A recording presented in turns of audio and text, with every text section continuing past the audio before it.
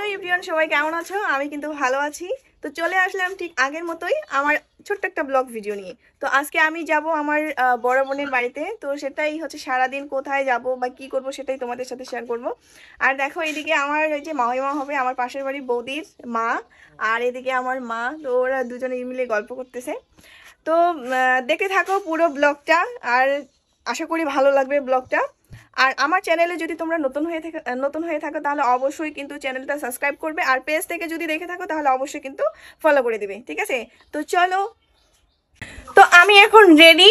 তো এখন যাব দিদির বাড়িতে, আর দেখা হচ্ছে, গল্প হচ্ছে দিদির বাড়িতে যেতে যেতে। আর দিদির বাড়িতে যেতে যেতে আমি এক দাদা দিদির সাথে দেখা করব, সেটাও তোমাদের সাথে শেয়ার করব। তো দেখতে থাকো ব্লগটা। গাইস, বাইরে এত পরিমাণে রোদ, কি বলবো, রোদের জন্য থাকা যাচ্ছে না। তো এটা হলো আমাদের বাড়িতে যাওয়ার রাস্তা, ঠিক আছে? আর এই হচ্ছে মেন রাস্তা, একটু সামনেই দেখা যাচ্ছে মেন রাস্তা। বাসে যাওয়ার সময় দেখলাম আমার পাশের সিটে এক সুন্দরী আপু বসে আছে, চোখে সানগ্লাস। বাহ, কি অপরূপ সুন্দর দেখা যাচ্ছে, তাই না? হ্যাঁ, আপনারা কোথা থেকে বলেন? আমরা কোথা থেকে? তার আগে আপনাকে একটা প্রণাম দিয়ে নিই। না না না, ভালো আছেন? আমরা আপনাকে খুঁজছি। আমরা আসলে প্রায় 2 ঘন্টা ধরে আপনাকে খুঁজতেছিলাম। আসলে দর্শক, হ্যাঁ, সুবর্ণা দিদিকে পেয়ে গেছি অনেক খোঁজাখুঁজির পরে। প্রায় 2 ঘন্টা ধরে খুঁজছি আমরা। তো আপনারা অনেকেই চেনেন। কোথা থেকে বলেন?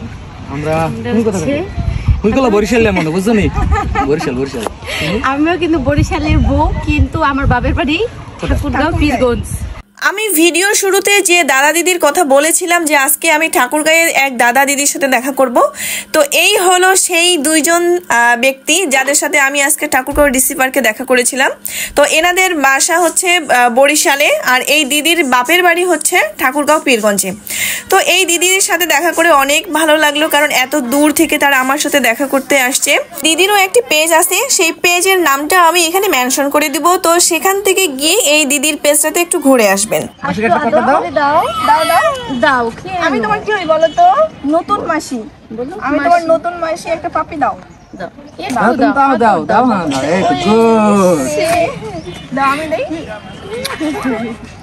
দাদা দিদিদের সাথে দেখা হয়ে গেল আমার টেরি গ্রুপের সকল মেম্বারদের সাথে। তো কখনো আমি টেরিদের সাথে কোনো ছবি বা ভিডিও করিনি, শুধু ওই ফোনেই দেখছিলাম। তো আজকে সরাসরি এই ভাইয়েদের সাথে ছবিও তুললাম এবং তাদের টেরির ভিডিও করে নিলাম একটুখানি। সময় মানুষকে বলে দেয় কখন কি করতে হবে। তো জানো তোমরা, আগে আমি কত ঘুরতাম, সপ্তাহে একদিন হলেও আমি ঘুরতে যেতাম, কিন্তু এখন আর আগের মতো ঘুরতে যাওয়া হয় না। এখন বাড়িতেই আসি, কোথাও সেরকম একটা ঘুরতে যাওয়া হয় না। সারাদিন ঘোরাঘুরি শেষ করে এখন যাচ্ছি আমার বড় বোনের বাড়িতে। তো যেতে যেতে গাড়িতে আমি একটা জিনিস নোটিস করলাম, সেটা হলো যে দিদিরা গাড়িতে ঘুমোচ্ছে। তাই ভাবলাম এই সুন্দর দৃশ্যটা আমি একটু ক্যামেরা বন্দি করে নিই। এখন যাচ্ছি বড় দিদির বাড়িতে। তো এই যে দেখতে পাচ্ছ, এটা আমার মেজো দিদি, ও আর এইদিকে হচ্ছে আমার জামাই বাবু। এরা দুইজনে আসলো গাইবান্ধা থেকে। তো আজকে সারা দিনটাই কিন্তু আমার ঠাকুরগাঁয়ে কাটলো, কারণ বরিশাল থেকে দাদা দিদি আসছে একটা। তো আমি সেটা তো তোমাদেরকে ভিডিওতে দেখাইলাম।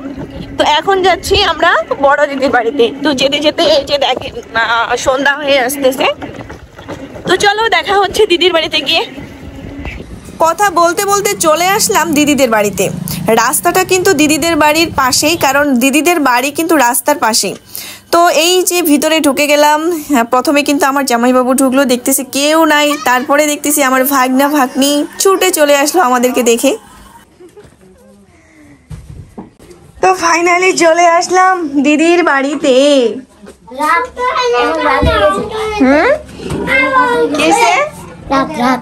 রাত হয়ে গেছে। তো সারাদিন আজকে আমার এটা ওটা করতে শেষ সময়, ঠিক আছে? এই তো আমরা চলে আসলাম এখন মাসির বাসায়। কেমন আছো বলো? ভালো। ভালো আছো? এই হচ্ছে আমার ভাগ্নি, সো সুইট। তো ব্লগটা এখানেই শেষ করতেছি, ঠিক আছে? তো বোনের বাড়িতে আসলাম, এখন একটু আনন্দ ফুর্তি করব। তো আজকের ব্লগটা আমি এখানেই শেষ করতেছি। সবাই ভালো থাকবেন, সুস্থ থাকবেন। Tata, bye bye. টাটা দাও। টাটা।